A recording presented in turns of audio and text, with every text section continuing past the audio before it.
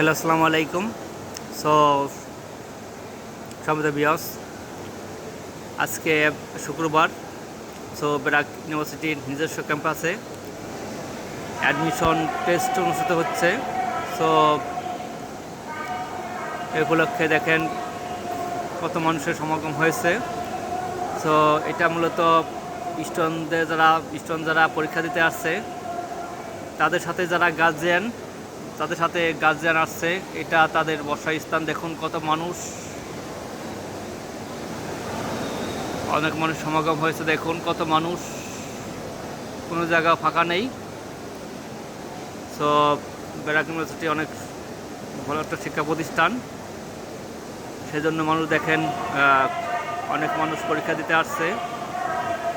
বাংলাদেশের নামকরা প্রতিষ্ঠানের মধ্যে ব্র্যাক ইউনিভার্সিটি একটি অন্যতম। সো আপনারা আপনাদের